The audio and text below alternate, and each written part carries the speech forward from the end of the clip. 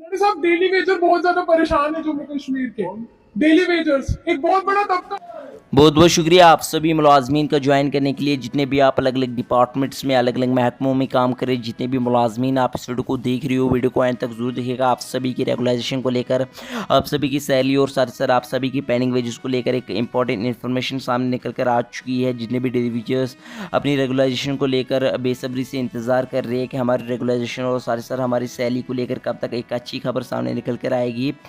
तमाम daily wagers के लिए एक बड़ी खबर सामने निकल कर आई है। वीडियो को एंड तक जरूर देखिएगा, क्या कुछ आप सभी के रिकॉर्डिंग सामने निकल कर आया है आगे आपको इस रिपोर्ट में जानने को मिलेगा। लेकिन ये सब जानने से पहले जितने भी मुलाजमीन पहली बार चैनल पर आए हो, चैनल को भी आप जरूर सब्सक्राइब कर देना और बेल नोटिफिकेशन को भी ऑल पे जरूर कर देना, ताकि जिस भी टाइम आप सभी के रेगुलाइजेशन को लेकर, आप सभी की सैलरी को लेकर कोई भी अपडेट आती है तो आपको हमारे यूट्यूब चैनल पर update time to time provide कर दिया जाएगा। चैनल को आप जरूर सब्सक्राइब करके रखेगा। चलिए पहले एक नज़र आप इस अपडेट पर डालिए, क्या कुछ आप सभी के लिए सामने निकल कर आया है, फिर जो हम आगे मजीद बात करेंगे। आपने सवाल पूछा, नड्डा साहब को तो पता ही नहीं है कि डेली वेजर का इशू क्या है।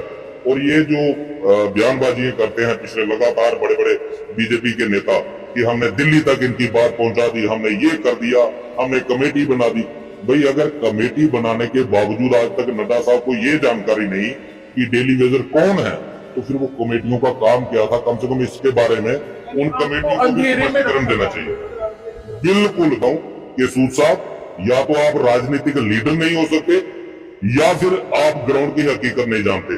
क्योंकि राजनीति अगर दूसरी पार्टियां गलती ना करती तो इनको मौका नहीं मिलता। आपको शुक्रगुजार होना चाहिए पुरानी सरकारों का कि उन्होंने गलतियां की, आप लोगों को सत्ता मिली। अगर वो लोग सही ढंग से काम करते तो डेली वेजर उनके खिलाफ नहीं जाता। मैं खुद इनके साथ रहा हूं 26 साल तक, 26 साल इन्हीं को सपोर्ट किया। उसके बावजूद आज हम अगर दर बदर की ठोकरें खा रहे हैं तो इन लोगों की बदौलत खा। जब भाजपा को 2014 से पहले वोटों की जरूरत थी डेली वेजर की, तब भाजपा को डेली वेजर भाई भी लगते थे, रिश्तेदार भी लगते थे, इनका मसला भी जायज लगता था। और यहाँ तब इन्होंने मांग के डेली वेजरों का समर्थन लिया था। और उसके बाद जब ये सत्ता तक पहुंचे, फिर उन्होंने क्या नहीं कहा? डेली वेजर पाप की घंटी इन्होंने कहा, नासूर इन्होंने कहा, बैकडोर एंट्री इन्होंने कहा। लगता है कि महंगाई बेरोजगारी है ही नहीं, जेपी नड्डा आंकड़ा गिना रहे। तो डेली वेजर का जो 600 करोड़ रुपया इन्होंने दबा के रखा हुआ, किस खाते में रखा हुआ? अगर इनके पास इतना ही इकॉनमी अपग्रो हो चुकी है तो फिर मुझे एक सवाल का जवाब दे दे नड्डा साहब या सूद साहब, जितने भी इनके बड़े नेता हैं, भाई मुझे ये बताओ, जिन गरीब लोगों का जो 9,000 रुपया प्रतिमाह कमाने वाले हैं, उनका आप 3.5 लाख रुपया एक एक डेली वेजर का दबा के बैठे हो, वो क्यों नहीं देते? आप 17 महीने का, 60 महीने का पेंडिंग पड़ा है, ये तो वो भी नहीं देते। कि अगर वो दे दिया तो शायद उसका अंतिम जो संस्कार होते हैं वो शायद उनके परिवार वाले वो अच्छे तरीके से कर देंगे। परिवार तो रोता रहता है कि जिसके घर का सदस्य चला जाता है वो उसका जो लास्ट राइट्स होते हैं वो भी प्रॉपर ढंग से नहीं कर पाता, क्योंकि उसके पास इतना सोर्सेज ही नहीं होता। तो ये है हमारे विकास की सरकार। जो अभी मैंने परसों ही एक पीएफ कमिश्नर साहब को भी मिला हूं। जम्मू कश्मीर के अंदर पिछले 30 सालों से पीएफ कमिश्नर भी बैठे हैं, सेक्रेटरी भी बैठे हैं, लेबर सेक्रेटरी बैठे हैं, लेकिन आज तक डेली वेजर का पीएफ नहीं काटा जाता। अगर वही पीएफ ही काटा हुआ होता है इन्होंने, तो आज अगर जो डेली वेजर रिटायर होकर जाता है, कम से कम 6-7 लाख रुपया उसको उसकी जो पीएफ का बना होता, वो अपने घर जाता, अपने घर में कुछ ना कुछ लेके जाता। लेकिन 30 सालों के बावजूद आज जब वो घर जाता है वो खाली हाथ जाता है। उसका जो 9,000 जो उसको मंथली मिलता है वो भी आधार कार्ड देके वो भी बंद कर दिया जाता। आपकी एज 60 साल पूरी हो गई, अब आप अपने घर जाओ, आप आज के बाद रिटायर हो गए। मुझे ये बताओ, जिसने गवर्नमेंट को 30 साल अपनी जवानी दे दी, वो उसके बुढ़ापे का क्या सहारा है? ना उसको कोई बीपीएल का कार्ड मिलता है, ना उसको कोई बुढ़ापा पेंशन मिलती है। आखिर ये सरकार कर क्या रही है? और इतना जुल्म खासकर जम्मू के लोगों के साथ का अंत करो। हम कह रहे हैं कि आपने नहीं करना, एक स्टेटमेंट दे दो कि भाई हमने रेगुलराइज नहीं करना है आपको। बोला हमें 2014 में हमें प्राइम मिनिस्टर बना दो, हम करेंगे। ललकार रैली में बोला प्राइम मिनिस्टर बना दिया। फिर कहा कि जम्मू में हमारी सरकार बना दो, हम आपका मसला हल करेंगे। जम्मू में भी चाहे कोल्यूशन में ही सरकार बनी, लेकिन बनी। उसके बाद कहा डीडीसी मेंबर जिता दो, डीडीसी मेंबर भी जिताए। फिर 2019 में एक वो SRO 520 निकाल के गुमराह किया। चलो उस भरोसे पे वोट दे दिए, चलो something is better than nothing, कुछ ना कुछ तो डेली वेजर को मिला। लेकिन जैसे ही इलेक्शन हो गया उसके बाद SRO 520 को भी बंद कर दिया। आखिर कितनी बार लोगों को एक ही मुद्दे पे कितनी बार लोगों से वोट लोगे और कितनी बार लोगों को गुमराह करोगे? भाजपा के नेता या कोई कार्यकर्ता ये समझते हैं कि वो सत्ता में वापसी कर लेंगे डेली वेजर के मुद्दों को हल किए बगैर, तो ये दिन में जागते हुए सपने देखने के समान है। हाल ही में जेपी नड्डा जो भाजपा के नेताओं को संबोधित करते हुए नजर आए, तो वहां पर मूल मंत्र दिया गया, तैयार हो जाइए विधानसभा के चुनावों के लिए। लेकिन विधानसभा हो, लोकसभा हो, पंचायत हो या फिर नगर निगम हो, हर एक चुनाव में डेली वेजर का मुद्दा काफी ज्यादा मुख्य रहा और भाजपा के नेता तो सबसे ज्यादा इस मुद्दे को लेकर भुनाते रहे हैं। लेकिन जब सवाल किया गया कि आखिरकार डेली वेजर के लिए क्या होगा, तो उन्होंने कहा फोन आशीष सूद से किया गया, तो उन्होंने पिछली सरकारों पर आरोप प्रत्यारोप लगा दिए। रविंद्र रैना से अगर सवाल करते हैं तो वो रविवंश जी को भाई बोलते हैं, लेकिन रविवंश जी मेरे साथ है, आपके भाई ने लगता है आपको धोखा दिया। मैम, कौन भाई और किसका भाई? सब कुर्सी के भाई हैं, कोई किसी का भाई नहीं है। ये तब तक भाई थे जब तक कुर्सी नहीं मिली थी। जब से कुर्सी मिली है तो तब से आप देख रहे हो कि 2 साल और आज 17-18 दिन हो गए हमें यहाँ बैठे हुए, तो भाई हमारे कहीं नजर नहीं आए। तो ये भाइयों वाला रिश्ता खाली लोग दिखावा है। अगर रिश्ता होता तो फिर वो जहाँ अपने भाइयों की खबर लेने जरूर आते। और उसके साथ सबसे पहले तो आपका बहुत बहुत धन्यवाद कि मैंने आपसे रिक्वेस्ट की थी, आपसे भी और सभी मीडिया वालों से रिक्वेस्ट की थी कि नड्डा साहब से डेली वेजर के बारे में जरूर पूछें। बाकी तो किसी ने शायद नहीं पूछा, लेकिन आपने सवाल पूछा और सवाल पूछने का मकसद ही यही था।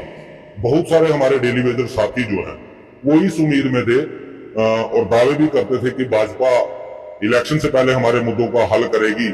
और जैसे कि हमने पहले इनका विरोध किया था लोकसभा चुनावों में, तो बहुत सारे हमारे डेली वेजर बीजेपी के पक्ष में भी खड़े हुए थे। उनको हमारी बात में विश्वास नहीं हुआ कि शायद ये गलत कर रहे हैं, भाजपा हमारा मसला हल करेगी। तो अब तो मुझे लगता है कि उनकी आंखें खुल गई होंगी आशीष सूद जी का बयान सुन के कि बीजेपी का असली जो डेली वेजर के लिए रवैया क्या है। लेकिन डेली वेजर के सवाल पर 2 तरह के तर्क आए हैं। पहले जेपी नड्डा कह रहे हैं कौन, इससे यह स्पष्ट हो रहा है कि शायद जम्मू कश्मीर की भाजपा ने वहां तक ये मसला नहीं पहुंचाया है। दूसरा, आशीष सूद गुस्से से लाल हो जाते हैं, वो कहते हैं कि पिछले सरकारों से पूछिए, पिछले लोगों से पूछिए, लेकिन श्यामलाल शर्मा जो अभी उनकी सरकार में है या उनके साथ है, उनसे तो कोई पूछ नहीं रहा। मैम, यही तो इसीलिए तो हमें भाजपा से एलर्जी इसी बात की है। जब भाजपा को 2014 से पहले वोटों की जरूरत थी डेली वेजर की, तब भाजपा को डेली वेजर भाई भी लगते थे, रिश्तेदार भी लगते थे, इनका मसला भी जायज लगता था और यहाँ पे हमारे ग्राउंड में धरने पे भी आते थे, इनके बड़े बड़े नेता आते थे। और तब डॉक्टर निर्मल सिंह जी जो बाद में डिप्टी सीएम भी रहे, उन्होंने ही यहाँ हमारे साथियों को जूस पिला के धरने से उठाया था कि एक बार हमें मौका दे दो, हम सत्ता में आएंगे तो आपके साथ हम इंसाफ करेंगे। तब इन्होंने मांग के डेली वेजरों का समर्थन लिया था। और उसके बाद जब ये सत्ता तक पहुंचे, फिर उन्होंने क्या नहीं कहा डेली वेजर, पाप की घंटी इन्होंने कहा, नासूर इन्होंने कहा, बैकडोर एंट्री इन्होंने कहा, पता नहीं और कुछ क्या जो डेली वेजर के लिए नाम दिए इन्होंने जो नहीं देने चाहिए थे। 2020 में जब हम यहाँ एजिटेशन कर रहे थे, तो तब भी हमने भाजपा का जब बहिष्कार किया डीडीसी चुनावों में, तब इन्होंने एलजी साहब को मोहरा बना के हमें एलजी साहब के साथ हमारी मीटिंग करवाई। रविंद्र रैना जी थे, सांसद जुगल किशोर शर्मा जी थे।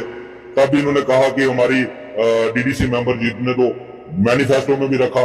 तो एलजी साहब ने भी वादा कर दिया था डीडीसी इलेक्शन खत्म होने तो आपका मसला हल हो जाएगा। उसके बाद अब जब लोकसभा चुनाव आया तो भाजपा के किसी भी नेता ने डेली वेजर का जिक्र तक करना जरूरी नहीं समझा। इससे ये हमें पहले ही क्लियर हो चुका था कि बीजेपी डेली वेजर के मुद्दे को हल नहीं करेगी। अगर इनके मन में कोई डेली वेजर के लिए कोई संवेदना होती तो ये इन चुनावों में जरूर डेली वेजर का जिक्र करते, लेकिन बीजेपी के किसी नेता ने डेली वेजर के ऊपर स्टेटमेंट तक नहीं दिया, तो जो क्लियर था। लेकिन कर्मी अपना किरदार निभा रहे हैं। आपके सवाल जब पूछते हैं तो उस समय जवाब यही है कि देखिए हल हो जाएगा मसला, यानी कि कहीं ना कहीं सबके पास एक ही जवाब है, भागने की एक प्रक्रिया बनी। बिल्कुल मैम, जितना हमें जम्मू की लोकल मीडिया ने सपोर्ट दिया है वो काबिले तारीफ है कि बिना किसी लालच के डेली वेजर के मुद्दों को लेकर के हर एक फोरम तक मीडिया ने हमारी बात को पहुंचाया है। हमें उसमें बड़ी उनकी हम शुक्रगुजार हैं। लेकिन आपने देखा होगा कि हर बार एक ही घिसा पिटा जवाब आता है, हमारी सरकार बनेगी तो डेली वेजर का मसला हल हो जाएगा। सर ने भी कह दिया, हाल ही में सवाल किया था मैंने कि जुगल किशोर शर्मा से कि सर अब ये आपने पुल का काम करवा दिया, काफी ज्यादा मसला अटका हुआ था, डेली वेजर का क्या होगा। उन्होंने कहा कि देखिए सरकार आने दो, हमारी सरकार में पहले सांसद बनने के लिए बोलते हैं, फिर बोलते हैं नगर निगम में मेयर बना दो, फिर उसके बाद सरकार बना दो, मतलब सब कुछ सत्ता इन्हीं को चाहिए। मैम एक बात क्लियर मैं आपको बताऊं, जब हिमाचल का रिजल्ट आया था तो काफी सारे चैनल पे और आपके चैनल पे भी मैंने एक कैलकुलेशन बताई थी, जब मैंने आपको कहा था कि 28% वोट जो है वो डेली वेजर खराब करेगा इनका, और आपने अभी लोकसभा चुनावों में देख भी लिया है। हालांकि हमारे सभी डेली वेजर ने हमारा साथ नहीं दिया, बहुत सारे डेली वेजर नेता ऐसे थे जो भाजपा के बहकावे में आ गए, भाजपा के कहने पे गुमराह हुए, उसके बावजूद 23% वोट जो है वो बीजेपी का डाउन हुआ है, कम हुआ है। और अगर इसके बावजूद भाजपा के नेता या कोई कार्यकर्ता ये समझते हैं कि वो सत्ता में वापसी कर लेंगे डेली वेजर के मुद्दों को हल किए बगैर, तो ये दिन में जागते हुए सपने देखने के समान है। जिस पार्टी का 23% वोट शेयर कम हो रहा है और वो फिर भी ख्वाब देख रही है कि हम सत्ता में आएंगे तो डेली वेजर का मसला हल करेंगे, तो ये नामुमकिन है, ये कभी नहीं होगा।